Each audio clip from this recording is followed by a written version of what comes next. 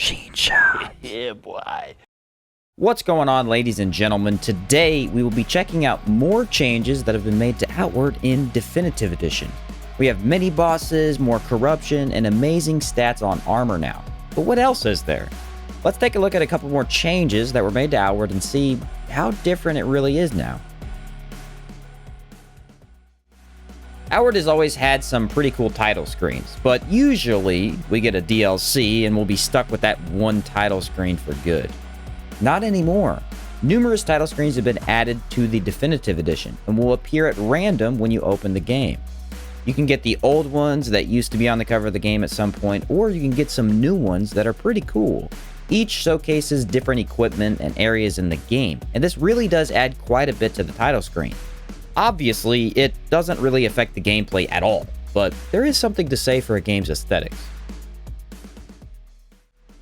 Outward has always had rough character customization options. There are more than people think, but aside from looking young or old, there really weren't any crazy differences.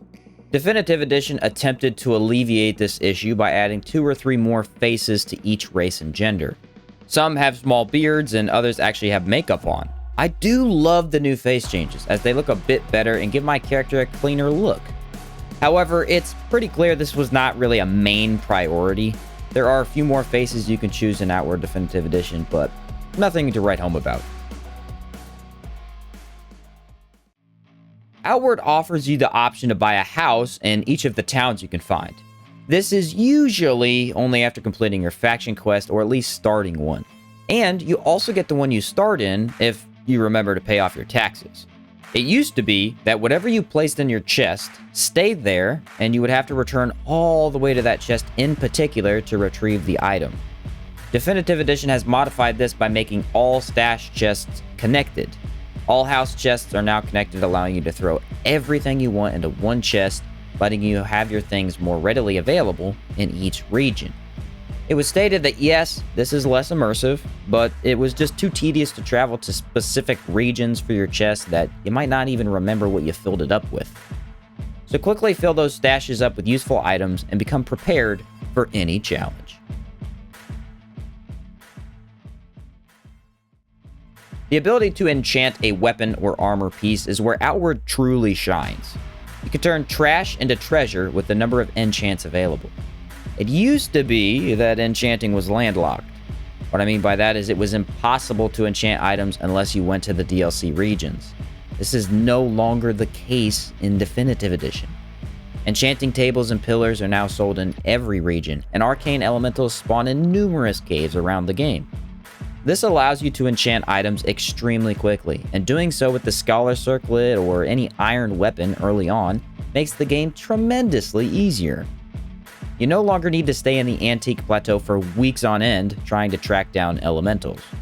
Simply clear caves as you play, and you'll end up with enough materials for at least 2 enchantments without any extra work. This adds a lot more customization to early and late game builds, and is all around one of the best changes made to Outward yet. Food is a huge part of Outward, and can make you nearly invincible if you become a master chef. It seems the developers realized this when designing Definitive Edition because they made the food rot much more quickly than it used to.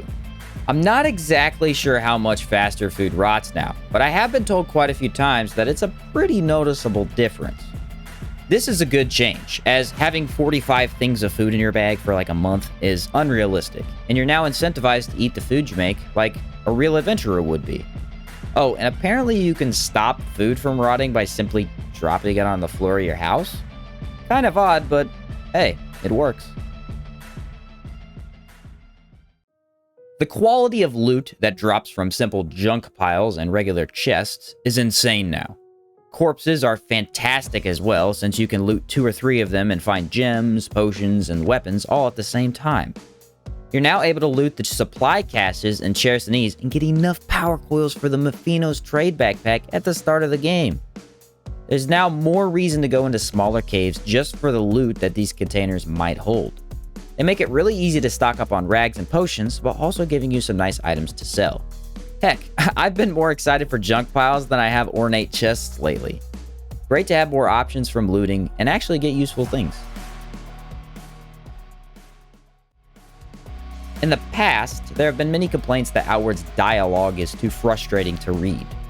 The font is too small, and the NPCs will unfortunately not read it all for you, leaving some people no way to read the story. Definitive Edition adds increased font size to a lot of the dialogue. It's a pretty noticeable size change and makes it quite a bit easier to read. Anyone struggling with diminishing eyesight might find this change welcoming, as it makes Outward much more accessible. One aspect of Outward that makes the game challenging is the fact that different enemies are resistant to different elements. You might find a really nice weapon and destroy everything in the game with it. Then, all of a sudden, it does like 0 damage to 1 or 2 enemies. Before, you had to just assume by the lack of damage dealt that these enemies were highly resistant to that type of damage. Now, however, the enemy's health bar will flash either red or white to inform you of an enemy's weakness. A red flash is good and means whatever element you used works better here. A white flash is bad. It means you will not be doing a lot of damage with whatever element you're using. You will most likely see white more often when fighting a human with good armor. This makes them very resistant to physical damage and will significantly decrease the amount of damage they take from iron or SAR weapons. The health bar flashes create a world that's much more alive and less hack and slash type gameplay. Learn more about your enemy's weaknesses and strengths simply by fighting them rather than hoping you're using the correct damage type. A major change that massively improves combat and preparation in Outward.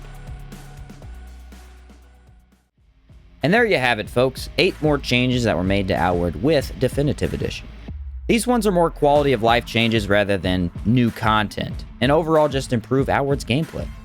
Things like extra customization options and font size are major parts of the game that you might not think about on a regular basis.